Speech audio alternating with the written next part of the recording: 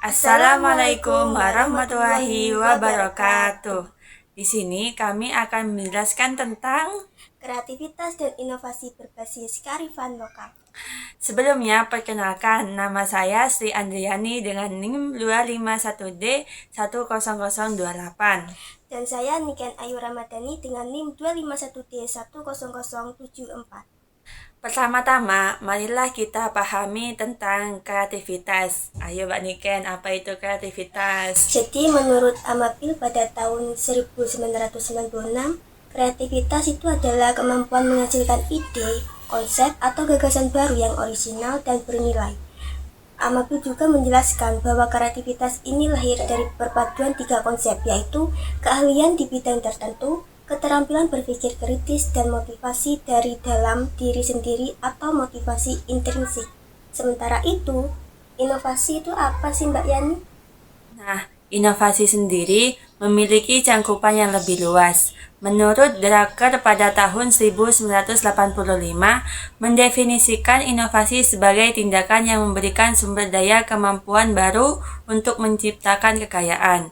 Jadi, inovasi bukan sekadar ide di kepala, tetapi implementasi nyata dari ide tersebut menjadi produk, proses, atau layanan yang punya nilai tambah.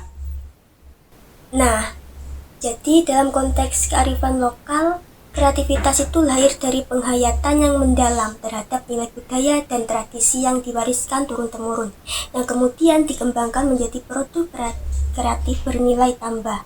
Yang terakhir yaitu menurut Rogers pada tahun 2003 menambahkan bahwa penerimaan sebuah inovasi oleh masyarakat itu mengikuti pola difusi tertentu.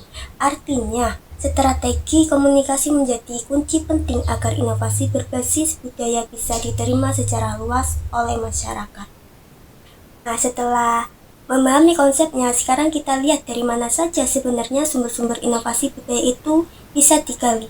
Jadi ada 5 sumber utama. Yang pertama, tradisi lisan seperti cerita rakyat, legenda, dan mitos yang di dalamnya mengandung nilai moral dan filosofi kehidupan. Yang kedua, sistem pertanian tradisional. Contoh yang sangat terkenal adalah Subak Bali yang bahkan sudah diakui UNESCO sebagai warisan budaya dunia pada tahun 2012.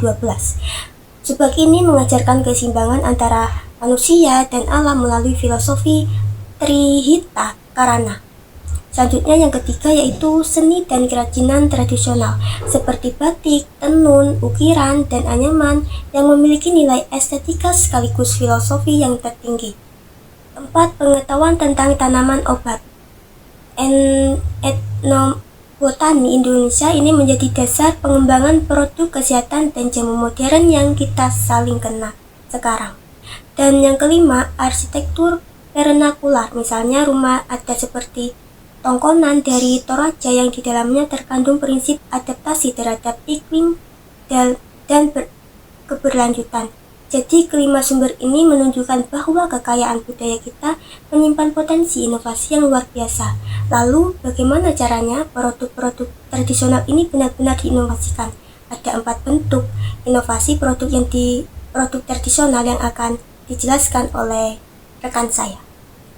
Jadi, yang pertama yaitu ada inovasi material dan teknik produksi, yaitu substitusi bahan yang lebih berkelanjutan dan penggunaan teknologi modern tetapi tanpa mengubah karakter esensial dari produk itu sendiri. Yang kedua, ada inovasi fungsi dan aplikasi. Contohnya seperti produk yang tadinya punya fungsi ritual tertentu dikembangkan menjadi karya seni, koleksi, atau elemen dekorasi yang bernilai tinggi. Yang ketiga yaitu ada inovasi kemasan dan presentasi. Melalui pengembangan desain, diversifikasi produk, dan perbaikan kemasan yang menciptakan diferensiasi sekaligus nilai tambah. Yang keempat yaitu ada kolaborasi lintas dan disiplin, di mana pengrajin bekerja sama dengan desainer, akademis, dan pelaku usaha, sehingga menghasilkan produk hibrid yang lebih inovatif dan berdaya saing. Tentu saja tidak semua inovasi berbasis kearifan lokal itu berhasil. Menurut Purnomo pada tahun 2016 ada 4 faktor yang saling terkait dan menentukan keberhasilan sebuah inovasi. Pertama, pemahaman nilai budaya. Kita harus memahami makna dan filosofi budaya yang menjadi dasar produk itu secara mendalam. Kedua, kemampuan membaca pasar, yaitu mengantisipasi kebutuhan dan selera konsumen agar produk tetap relevan dengan zamannya. Yang ketiga, penguasaan teknologi produksi. Teknologi yang tepat guna akan membuat proses produksi menjadi lebih elektif dan efisien. Dan yang keempat, ekosistem pendukung, yaitu akses terhadap modal, pasar, dan pengetahuan yang melibatkan peran pemerintah, lembaga pendidikan, dan masyarakat secara bersama-sama. Jadi keempat faktor ini perlu berjalan beriringan agar inovasi berbasis kearifan lokal dapat benar-benar berhasil.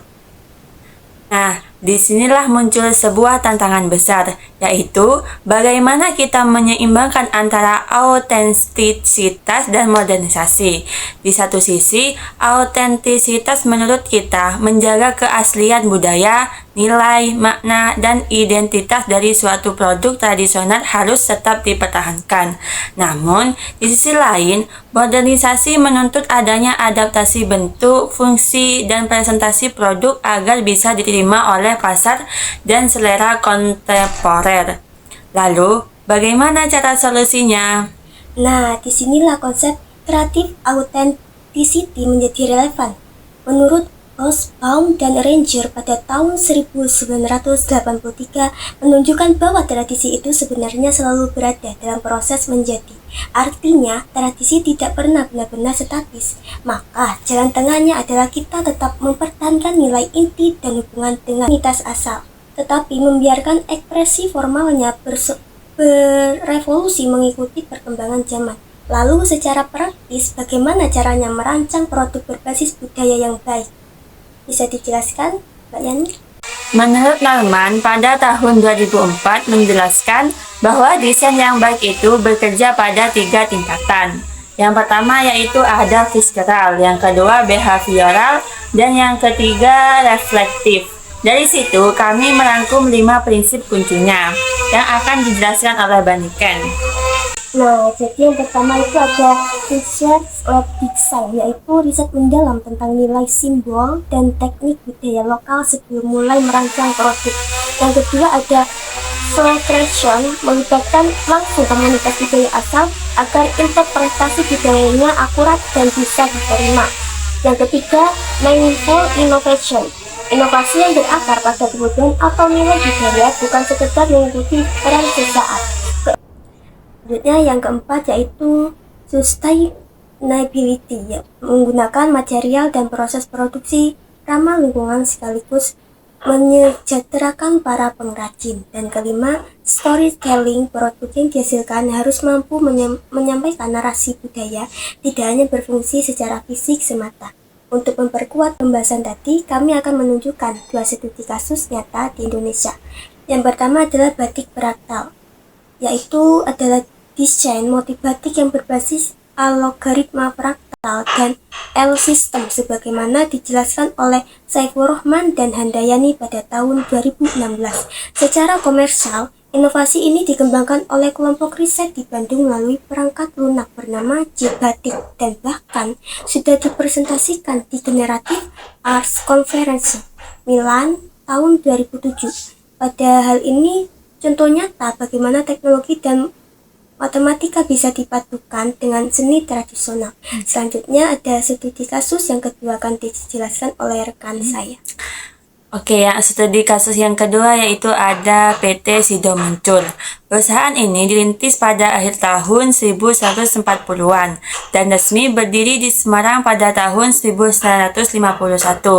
Menurut Saptaning Tias dan Indrahti 2020, Sido Muncul berhasil bertransformasi dari usaha jamu rumahan menjadi industri jamu farmasi modern tanpa meninggalkan formulasi tanaman obat tradisionalnya.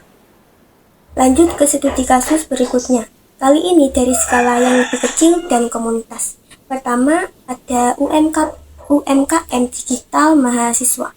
Menurut Manongko dan Palangga, pada tahun 2025 mahasiswa saat ini memanfaatkan media sosial dan e-commerce dengan menggunakan bahan-bahan lokal seperti tenun, kelapa, dan rempah dipadukan dengan desain visual yang bermuatan simbol lokal, serta berkolaborasi dengan desainer dan konten kreator. Kedua, terkait ekonomi kreatif daerah, penelitian oleh Rahmayani, Magdalena, Juandrift, dan Zora pada tahun 2025 yang dilakukan di Bengkayang, Memasa, Sebatik Tengah, Banyuwangi, dan Palembang menunjukkan bahwa ekonomi kreatif berbasis kearifan lokal mampu meningkatkan pendapatan masyarakat, sekaligus memperkuat keidentitas budaya. Tentu saja, bila didukung oleh sinergi dari berbagai pihak. Baik, sampailah kita pada bagian kesimpulan. Ada 4 poin penting yang bisa kami sampaikan. Pertama, kearifan lokal adalah sumber kreativitas dan inovasi yang berharga bagi Indonesia, bukan hambatan bagi modernisasi seperti anggapan sebagian orang selama ini. 2. Budaya lokal dapat dikembangkan menjadi produk kreatif bernilai ekonomi tinggi sekaligus tetap melestarikan budaya itu sendiri. Ketiga, keberhasilan inovasi sangat bergantung pada keseimbangan antara nilai budaya atau autentisitas dengan kebutuhan pasar modern. Dan keempat, kolaborasi, teknologi, desain, serta dukungan ekosistem menjadi kunci dari inovasi berbasis kearifan lokal yang berkelanjutan. Jadi bisa disimpulkan, kearifan lokal dan modernisasi sebenarnya bukan dua hal yang saling bertentangan, melainkan dua hal yang bisa saling melengkapi jika dikelola dengan tepat. Demikian penjelasan dari kelompok 4 mengenai kreativitas dan inovasi berbasis kearifan lokal. Kami berharap materi ini dapat memberikan wawasan baru bagi kita semua, bahwa kekayaan budaya bangsa kita sesungguhnya adalah aset besar yang bisa terus dikembangkan menjadi suatu yang inovatif dan bernilai ekonomi. Kami dari kelompok 4 mengucapkan terima kasih atas perhatiannya. Wassalamualaikum warahmatullahi wabarakatuh.